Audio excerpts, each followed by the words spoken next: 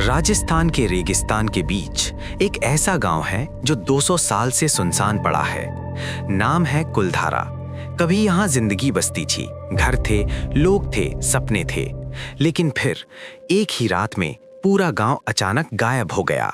ना कोई लाश मिली, ना किसी संघर्ष का सबूत। कहते हैं जाते वक्त लोगों ने दिया था एक श्राप कि जो भी यहाँ बसने की कोशिश करेगा बर्बाद हो जाएगा। पर क्या ये सिर्फ एक कहानी है या इस रेगिस्तान के नीचे दबा है एक सियासी और ऐतिहासिक सच?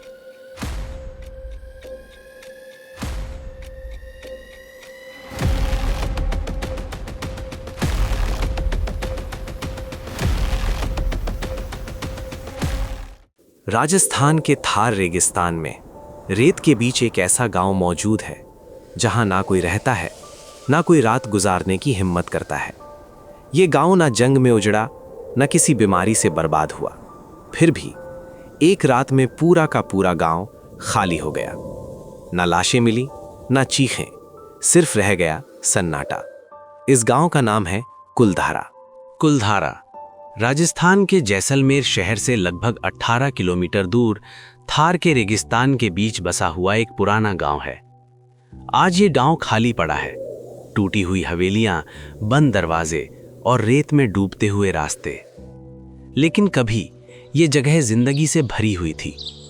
यहां हंसती खेलती बस्ती थी, खेती होती थी, पानी के कुंड भरे रहते थे। और यहीं से शुरू होता है कुलधारा का सबसे बड़ा राज। कुलधारा को बसाया था पालीवाल ब्राह्मणों ने। ये सिर्फ पंडित नहीं थे, ये अपने समय के एडवांस्ड लोग थे।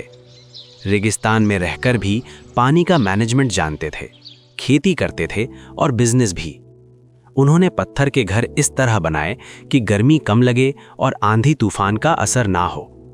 कुलधारा सिर्फ एक गांव नहीं था, ये एक सिस्टम था। फिर भी ये सिस्टम एक रात में टूट गया। सबसे मशहूर कहानी के मुताबिक जैसलमेर का एक ताकतवर मंत्री था सलीम सिंह।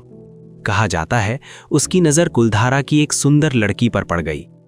मंत्री ने हुक्म दिया, या तो लड़की उसे सौंप दी जाए या फिर पूरा गांव तबाह कर दिया जाएगा।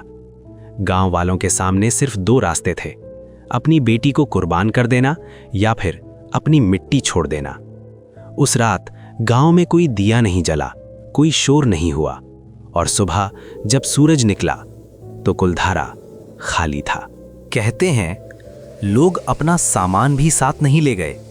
दरवाजे खुले रह गए, बर्तन वैसे ही पड़े रहे जैसे लोग बस थोड़ी देर में लौट कर आएंगे।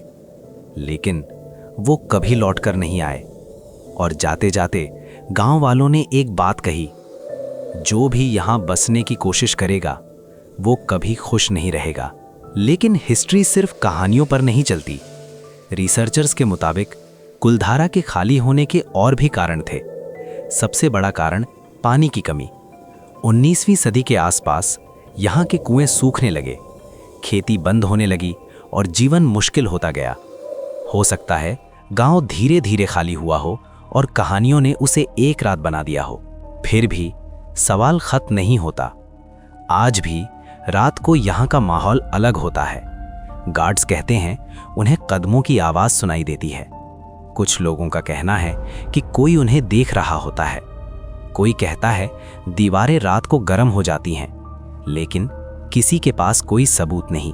विज्ञान के मुताबिक जब कोई जगह लंबी समय तक खाली रहती है तो वहाँ का सन्नाटा इंसान के दिमाग के साथ खेलने लगता है। हवा की सीटी, रेत की मूवमेंट और अंधेरा मिलकर एक ऐसा डर पैदा करते हैं जो हमें लगता है जैसे कोई और मौजूद हो। तो सच क्या है? क्या कुलधारा शापित है या फिर ये सिर्फ एक मजबूरी थी जो कहानी बन गई?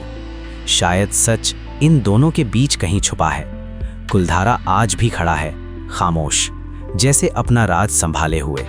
भूत हो या ना हो, लेकिन एक पूरा गांव जो चुपचाप गायब हो जाए, ये ख्याल ही काफी डर पैदा कर देता है।